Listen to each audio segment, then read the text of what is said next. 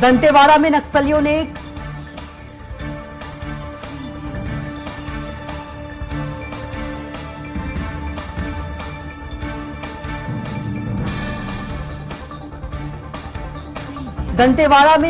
किया बड़ा blast. DRG के 10 जवान और एक ड्राइवर हुआ शहीद। सीएम भूपेश बघेल ने जताया शोक। केंद्रीय गृह मंत्री शाह ने सीएम बघेल से की चर्चा। दंतेवाड़ा नक्सली हमले की ली जानकारी, हर संभव मदद करने का दिया भरोसा।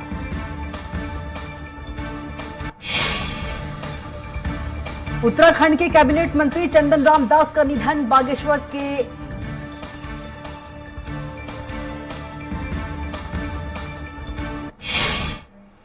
नमस्कार, स्वराज एक्सप्रेस में आप सभी का स्वागत है। मैं हूं आपके साथ कविता पांडे। बुलेटिन की शुरुआत करेंगे बड़ी खबर के साथ। तो दंतेवाड़ा में बड़ा नक्सली हमला हुआ। अरनपुर में हुए ब्लास्ट में 11 जवान शहीद हो गए, जिसमें डीआरजी के 10 जवान और एम्बुलेंस ड्राइवर भी शामिल हैं। नक्सलियों ने अरनपुर पालनार मार्ग पर जवानों की गाड़ी को आईईडी से उड़ा दिया। इस हमले में 3 जवानों के घायल होने की भी खबर है। घटना पर गृह मंत्री अमित शाह ने मुख्यमंत्री भूपेश बघेल से फोन पर बात की है। गृह मंत्री दंतेवाड़ा हमले पर राज्य को हर संभव मदद का भरोसा दिया है। देखिए इस रिपोर्ट में। छत्तीसगढ़ के दंतेवाड़ा में बुधवार दोपहर को नक्सलियों ने डीआरजी फोर्स के जवानों को अपना निशाना बना लिया। इस हमले में 10 जवान और एक ड्राइवर शहीद हो गए हैं। नक्सलियों ने आईईडी ब्लास्ट कर उस गाड़ी को उड़ा दिया जिसमें जवान सवार थे। नक्सलियों को खत्म करने के लिए सरकार ने 2008 में डीआरजी फोर्स का गठन किया था। दंतेवाड़ा डीआरजी द्वारा एक अभियान संचालित की गई थी। अभियान के पश्चात तब जिला मुख्यालय दंतेवाड़ा वापस लौटा थे। इस दौरान अरनपुर एवं सामेल के बीच में डीआरजी गाड़ी को आईडी के माध्यम से महोदय द्वारा टारगेट की गई। उस घटना में हमारा एक वाहन आईडी के चपेट में आ गए थे। उसमें 10 डीआरजी जवान एवं एक सिविलियन ड्राइवर, कुल 11 लोग का शहादत होगी। अतिरिक्त रीइंफोर्समेंट पार्टी सीआरपीएफ एवं डीआरजी घटनास्थल पहुंच गई है। वहाँ कुछ दूरी में नक्सली छिपे होने की गोपनीय जानकारी थी। डीआरजी के जवान रवाना किए गए थे। सर्चिंग के बाद लौट रहे थे तो आईडी ब्लास्ट किया गया है, जिसमें 10 जवान और एक ड्राइवर की मृत्यु हुई है। कुल 11 लोगों की शहीद हुए हैं 11 लोग, ऐसी जानकारी अभी मिल रही है।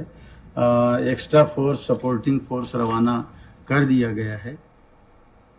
जो नक्सली हमले में 11 नौजवानों के शहीद होने का समाचार मिला है, ये समाचार अत्यंत हृदय विदारक है, दुखद है। और इस घटना की जितनी भर्त्सना की जाए, जितनी निंदा की जाए, वो कम है। दरअसल छत्तीसगढ़ के दंतेवाड़ा में नक्सलियों ने घात लगाकर डिस्ट्रिक्ट रिजर्व गार्ड फोर्स के जवानों पर हमला कर दिया। उन्होंने जवानों से भरी गाड़ी को आईईडी हमले में उड़ा दिया। इस हमले में 11 जवान शहीद हो गए हैं।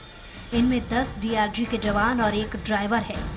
वहीं नक्सलियों ने रोड के बीचों बीच लैंड माइन बिछाई हुई थी। ये आईईडी धमाका इतना जबरदस्त था कि रोड पर कई फुट गहरा गड्ढा हो गया है। जवानों के वाहन के परखच्चे उड़ गए हैं। आज हमारे 11 जवान शहीद हुए हैं, उनकी शहादत हो गई है। हम सभी जवानों के शहादत को सलाम करते हैं, उन्हें अपनी विनम्र श्रद्धांजलि अर्पित करते हैं। शहीद हुए परिवारों के प्रति अपनी गहरी शोक संवेदना व्यक्त करते हैं। वहीं बस्तर के आईजी सुंदर राज ने बताया कि अरनपुर के पालनार क्षेत्र में नक्सलियों ने जवानों को अपना निशाना बना लिया है। फिलहाल तलाश अभियान जारी है। सूत्रों के मुताबिक डीआरजी के जवान कल ऑपरेशन पर गए थे। लौटते समय नक्सलियों ने यह हमला कर दिया। जानकारी के मुताबिक इस हमले में प्रधान आरक्षक जोगा सोढ़ी, मुन्ना राम करती, संतोष तामो, नव आरक्षक दुलगो मंडावी, लखमू मरकाम, जोगा कवासी, हरिराम मंडावी, गोपनीय सैनिक राजू राम कटरम, जयराम पौडियाम, जगदीश कवासी शहीद हो गए हैं। वहीं निजी वाहन का चालक धनीराम यादव की भी इस हमले में जान चली गई है। जो हमारे जो जवान शहीद हुए हैं उनके परिवार के प्रति संवेदना व्यक्त करता हूँ। लेकिन जो ये लड़ाई है वो अंतिम दौर पे चल रहा है और नक्सलियों को किसी सूरत में छोड़ा नहीं जाएगा और निश्चित रूप से उस योजनाबद्ध ढंग से बना के ये नक्सलवाद को ही समाप्त करें। दुखद घटना है और सुनकर बहुत पीड़ा हुई। 10 जवान और एक ड्राइवर चालक जो था, 11 के 11 शहीद हुए। बहुत बड़ी घटना है और मुझे लगता है कि जो बार बार दावा किया जाता है मुख्यमंत्री के द्वारा कि नक्सलियों पे पूर्ण नियंत्रण है, लगातार इस प्रकार की घटनाएं। आज तो जवान शहीद हुए, कुछ दिन पहले भारतीय जनता पार्टी कार्यकर्ताओं को टारगेट करके 4-5 कार्यकर्ताओं को निर्मम हत्या की गई। तो लगातार ऐसी घटनाएं बढ़ रही है। मुझे लगता है कि इस प्रकार के रोड ब्लास्ट का पूर्वानुमान लगाना तो सही में कठिन होता है। आज दंतेवाड़ा में जो घटना घटी है बेहद दर्दनाक और दुख है हम लोग के लिए। मैं सबसे पहले जो जवान शहीद हुए उनको मैं श्रद्धासुमन अर्पित करता हूं, साथ ही उनके शहादत को नमन करता हूं। जिस प्रकार से नक्सलियों के द्वारा एक कैराना हरकत की गई है, मैं चाहता हूं कि सरकार इसको तत्काल जवाब सरकार की ओर से मिलने चाहिए। वहीं बताया जा रहा है कि पिछले कई वर्षों में नक्सलियों को आत्मसमर्पण कराने के लिए डीआईजी ने महत्वपूर्ण भूमिका निभाई है। वहीं इस पूरे हमले के बाद कई लोगों ने गहरा दुख जाहिर किया है। वहीं सवाल ये है कि आखिर सूबे में लाल आतंक का अंत कैसे होगा। Bureau report, Swaraj express. वहीं रायपुर में कांग्रेस अध्यक्ष मोहन मरकाम ने कई मुद्दों को लेकर मीडिया से चर्चा की। उन्होंने बीजेपी प्रदेश प्रभारी ओम माथुर के बस्तर दौरे पर तंज कसते हुए कहा कि ओम माथुर कितना भी हाथ पैर मार ले, सकारात्मक रिजल्ट नहीं आएगा। छत्तीसगढ़ में बीजेपी हताशा के दौर से गुजर रही है। 2023 में बस्तर की जनता ने तय कर लिया है, छत्तीसगढ़ में कांग्रेस की सरकार बनाना है। मुख्यमंत्री भूपेश बघेल हर विधानसभा में पहुंचकर वहां की समस्याओं का निराकरण कर रहे हैं।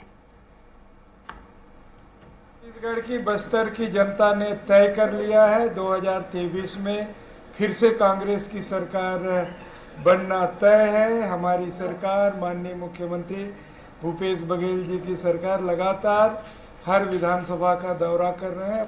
देखिए, मन की बात ने तो बहुत सी बातें कही है। उन्होंने कहा था 2 करोड़ युवाओं को नौकरी देंगे, 15-15 लाख जनधन खाता में देंगे, है ना, देश बिकने नहीं देंगे। मगर आप देश को बेच रहे हैं, तो आप देख रहे हो, मन की बात सिर्फ कहते हैं। उनको देने से कौन रोक रहा है। माननीय मोदी साहब ने तो कहा था 2022 तक किसानों की आय दोगुना करेंगे।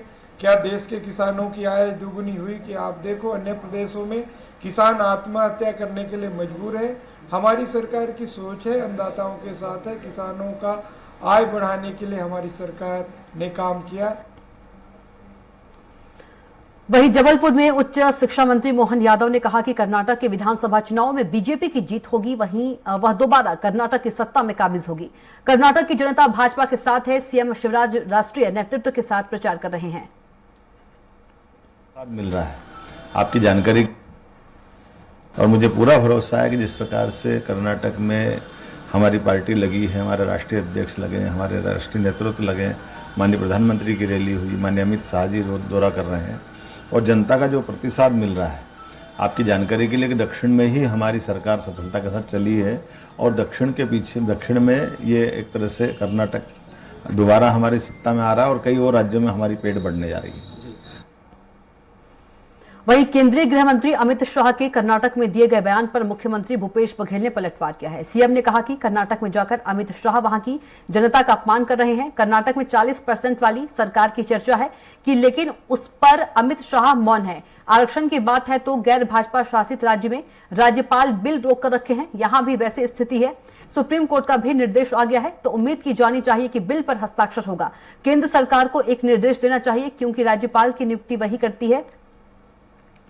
सीएम बघेल ने आगे कहा कि बच्चों की परीक्षा होना है, भर्तियां होनी है, सब में रोक लगी हुई है। छत्तीसगढ़ की जनता के साथ क्यों बदला ले रहे हैं? भर्तियां होंगी तो सरकार को लाभ मिलेगा। बीजेपी के लोग सोचते हैं, जबकि छत्तीसगढ़ के लोगों का हक है, उनका अधिकार है, जो मिलना चाहिए। आपको बता दें कि कर्नाटक में चुनाव में प्रचार के दौरान अमित शाह ने कहा था कि कांग्रेस की सरकार आएगी तो तुष्टीकरण होगा और दंगे बढ़ेंगे।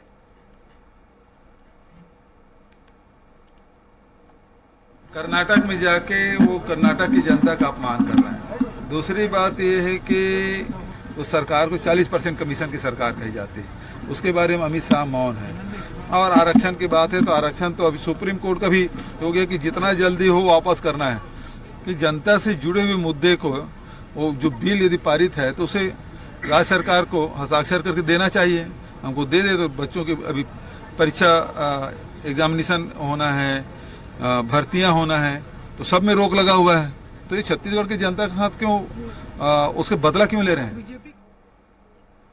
खबर रायपुर से है, जहां मुख्यमंत्री भूपेश बघेल ने पूर्व विधायक स्वर्गीय लक्ष्मण सतपथी की प्रतिमा का कटोरा तालाब में अनावरण किया।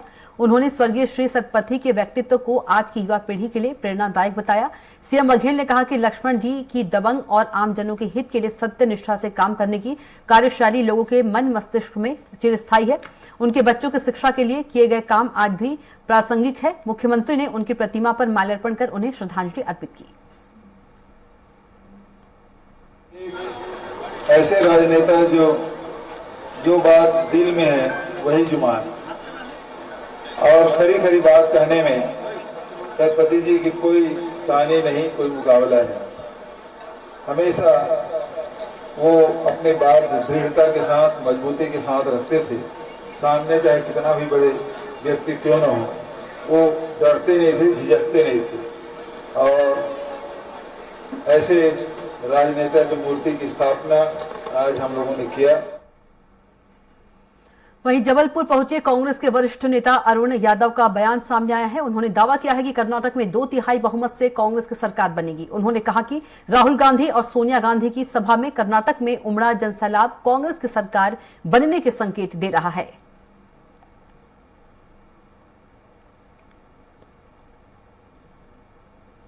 दिखता नहीं है, लेकिन जो अन्य चैनल्स हैं, यूट्यूब चैनल्स हैं, जो वहाँ की जनता की आवाज़ है वो सबके सामने, जो सपोर्ट और जिस तरह से राहुल जी और प्रियंका जी की सभाओं में जो एक जन सैलाब उमड़ रहा है कर्नाटक में, वो स्पष्ट करता है कि 2/3 बहुमत से कांग्रेस वहां जीतने वाली। वहीं मध्य प्रदेश में बेमौसम बारिश और ओलावृष्टि से किसानों को हुए नुकसान के सर्वे को लेकर अब सियासत भी शुरू हो गई है। विपक्ष ने खराब हुई फसलों के सर्वे पर सवाल उठाए हैं। कांग्रेस विधायक कुणाल चौधरी ने सर्वे पर तंज कसते हुए सरकार के ज्यादा मुआवजे देने के दावे को झूठ बताया है। कुणाल चौधरी ने कहा कि सरकार ने अभी तक अतिवृष्टि से खराब हुई फसलों का सर्वे ही नहीं कराया है और झूठे जज्बात दिखा रही है। किसान और व्यापारियों के साथ सरकार धोखा कर रही है। अभी गेहूं की फसलें खराब हुई, अभी जो ओला पाला पड़ा, होली से लेके आज तक ना तो उनका सर्वे हुआ, ना कोई फैसला हुआ, ना कोई मुआवजा मिला, तो मिलेगा किसको? सवाल ये है, झूठे सचबाग दिखाना बंद करे ये सरकार और रोज झूठ बोलना बंद करे। अब गेहूं खत्म हो चुके हैं, उसके फासे तक जल चुके हैं और अब पिलऊ तक हो चुका है, अभी तक सर्वे नहीं हुआ, तो किस चीज के सर्वे पे 500 से 2000 रुपए ज्यादा देंगे? वहीं आबकारी मंत्री कवासी लखमा ने बड़ा बयान दिया है। उन्होंने कहा कि छत्तीसगढ़ में प्रियंका गांधी की रैली में उमड़ी भीड़ देखकर बीजेपी डरी हुई है। कांग्रेस भूपेश बघेल के नेतृत्व में फिर से सरकार बनाएगी। मंत्री कवासी लखमा ने कई और मुद्दों पर भी अपनी राय रखी है। प्रियंका गांधी का रैली, बोरसा कार्यक्रम में कितना भीड़ आया, बड़े बड़े नेता आए, देश का प्रधानमंत्री भी आए और राष्ट्रीय अध्यक्ष इनके लड्डा जी भी आए, लेकिन प्रियंका गांधी का रैली देखकर इन लोग घबरा गए। बस्तर में 15 साल में जब ईपे गवर्नमेंट थे, हर जिला को पिछड़ा जिला है करके हर जिला को 30 करोड़ रुपया मिलता था। भारतीय जनता पार्टी के सरकार 9 साल हुआ, 9 रुपये नहीं मिला। आज हमारे कर्नाटक में एक जगह पूरा देश में चुनाव हो रहा है,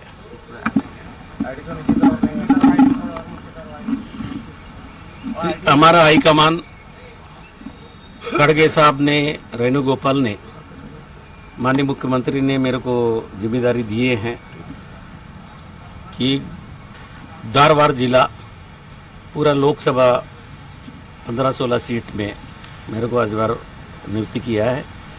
हम पूरा कोशिश करेंगे कि कांग्रेस पार्टी का नीति, कांग्रेस पार्टी का कार्यक्रम को जनता के बीच में बताएंगे। हम लोग, आप लोग भी, आप सबसे ज्यादा तो पत्रकार सुनते हैं, उसके माध्यम से पता ही चलता है कि कोई आदमी सूखने का क्या। हम लोग मन की बात में अगर 15-15 लाख रुपया काला धन मिलता, हम लोग सब लोग सुनेंगे, और 2 करोड़ लोग नौकरी मिलेगा, सब सुनेंगे भाई। कल मंथ के बाद झूठ बोलने से कोई सुनेगा? कहे डीजल का पेट्रोल का रेट कम करे, हम सुनेंगे, और गैस का रेट कम करे, हम सुनेंगे, जीएसटी कम करे, उन सुनेंगे। कहे फालतू बात को क्यों सुनेंगे? कहे टेम पर हमको टेम कोई काम नहीं है। कानून का राज चलता है छत्तीसगढ़ में। हम लोग भीमराव अम्बेडकर को मानते हैं, महात्मा गांधी को रास्ता में चलने वाले लोग हैं। किसी को यहाँ पर न पनाव देंगे, न रोकने देंगे, या कानून का राज है। सबको अगर सूचना दे, अगर बृजमोहन अग्रवाल, अगर रमन सिंह अगर मेरे को फोन करके बताए, तुरंत पकड़ लेंगे। वहीं सीएम भूपेश बघेल ने मंगलवार को रायपुर के ग्रामीण विधानसभा क्षेत्र में भेंट मुलाकात कार्यक्रम के कमल विहार का नाम बदलकर कौशल्या विहार रखने की घोषणा की थी। अब कमल विहार का नाम बदलने को लेकर सियासत शुरू हो गई है। बीजेपी के पूर्व मंत्री राजेश मूणत ने इस मसले पर कौशल्या माता के नाम पर राजनीति करने का आरोप सरकार पर लगाया था। अब बीजेपी के इस आरोप पर कांग्रेस ने पलटवार किया है। कांग्रेस संचार प्रमुख सुशील आनंद शुक्ला ने कहा कि कौशल्या माता भगवान राम के नाम पर राजनीति होनी चाहिए। उनके नाम पर बीजेपी ने कुछ नहीं किया। कौशल्या माता मंदिर पूरी दुनिया में सिर्फ छत्तीसगढ़ में है। इन्होंने कोई विकास नहीं किया। भाजपा ने केवल राम के नाम पर वोट लिया। भाजपा को पीड़ा क्यों हो रही है? माता कौशल्या के एकमात्र मंदिर था पूरी दुनिया में, उसका तक तो इन्होंने जीर्णोद्धार कराया नहीं। भगवान राम वनगमन पथ के बारे में कभी कोई शुद्ध लिया नहीं, सिर्फ राम के नाम पे वोट लिया। यदि कमल विहार जो भारतीय जनता पार्टी की विफलताओं का स्मारक था, उसको फिर से सजा के समाज के मुख्यमंत्री उसका नाम माता कौशल्या विहार कर रहे हैं, तो भारतीय जनता पार्टी को पीड़ा क्यों हो रही है? आप भगवान राम के नाम पे राजनीति करेंगे, वोट लेंगे। माता कौशल्या के नाम पे आप राजनीति करेंगे, वोट लेंगे, और उनके नाम पे यदि एक नगर बसा दिया गया तो आपको पीड़ा हो रही है। वहीं भेंट मुलाकात कार्यक्रम को लेकर पूर्व मंत्री बृजमोहन अग्रवाल के मुख्यमंत्री को पत्र लिखे जाने पर कांग्रेस की ओर से बयान सामने आया है। कांग्रेस मीडिया विभाग के अध्यक्ष सुशील आनंद शुक्ला ने कहा कि भेंट मुलाकात कार्यक्रम में आम जनता का प्रतिसाद मिल रहा है। बीजेपी के नेता बौखला गए हैं, बौखलाहट में तमाम आरोप लगाते हैं। सकारात्मक विचारों के साथ जनप्रतिनिधियों का भेंट मुलाकात में स्वागत है। आजाद चौक से जयस्तंभ चौक तक सड़क चौड़ीकरण के लिए लगातार जनता प्रयासरत थी। मुख्यमंत्री ने बजट में प्रावधान किया है। अब बृजमोहन अग्रवाल पत्र लिखकर शहीद बनने की कोशिश कर रहे हैं। जहां तक रायपुर दक्षिण के विकास,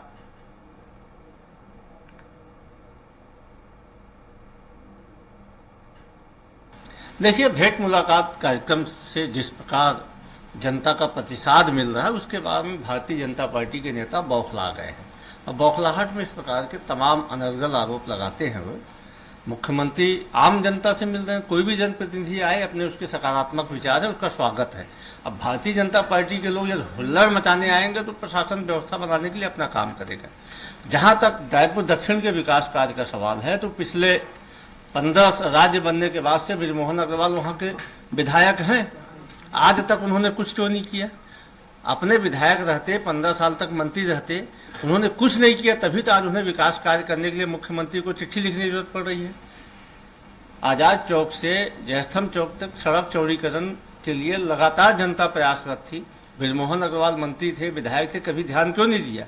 भूपेश बघेल जी ने तो उसका बजट में प्रावधान किया है और सड़क चौड़ीकरण का मार्ग प्रशस्त हो गया है। तब बृजमोहन अग्रवाल पत्र लिख के शहीद बनने की कोशिश कर रहे हैं। इसी के साथ बुलेटिन में इतना ही। आप देखते रहिए स्वराज एक्सप्रेस। नमस्कार।